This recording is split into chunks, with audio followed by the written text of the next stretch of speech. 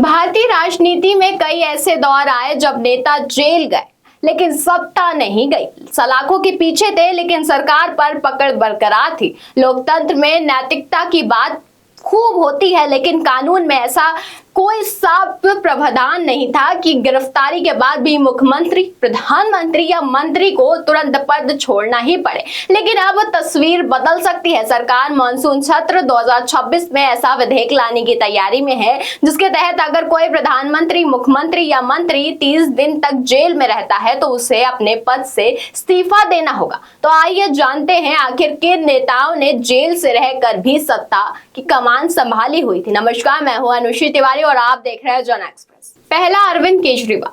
बता दें कि साल 2024 की दिल्ली की आबकारी नीति मामले में ईडी ने तत्कालीन मुख्यमंत्री अरविंद केजरीवाल को गिरफ्तार किया। गिरफ्तारी के बाद सबसे बड़ा सवाल उठा, क्या मुख्यमंत्री जेल से सरकार चला सकते हैं?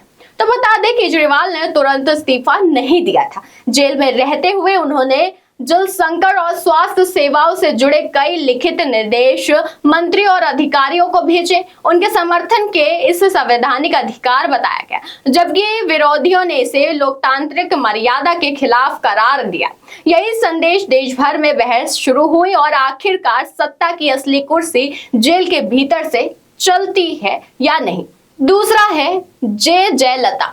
तमिलनाडु की राजनीति में अम्मा कहने वाली जय जयललिता का राजनीतिक प्रभाव भी किसी से छिपा नहीं था। साल 2014 में आय से अधिक संपत्ति मामले में दोषी ठहराए जाने के बाद भी उन्हें मुख्यमंत्री पद छोड़ने पड़ा और जेल जाना पड़ा। लेकिन जेल के सलाखों के पीछे से राजनीति सरखों से कम चला रही थी। जहां बता दें कि सरकार हो या पार्टी, बड़े फैसले पर उनकी पकड़ बनी रही। उनके भरोसेमंद नेता सरकार चलाते रहे जबकि अंतिम राजनीति दिशा अम्मा की तय करती थी। बाद में कोर्ट से राहत मिलने के बाद उन्होंने फिर मुख्यमंत्री पद की कुर्सी संभाली। तीसरा है लालू यादव। बिहार के पूर्व मुख्यमंत्री और राष्ट्रीय जनता दल के सुप्रीमो लालू प्रसाद यादव ने भी जेल से सत्ता और संगठन चलाने का कला खूबी दिखाई है। बहुचर्चित चारा घोटाले मामले में जब लालू प्रसाद यादव को रांची से बिरसा मुंडा सेंट्रल जेल में सजा काटनी पड़ी, तब भी वे बिहार की राजनीति का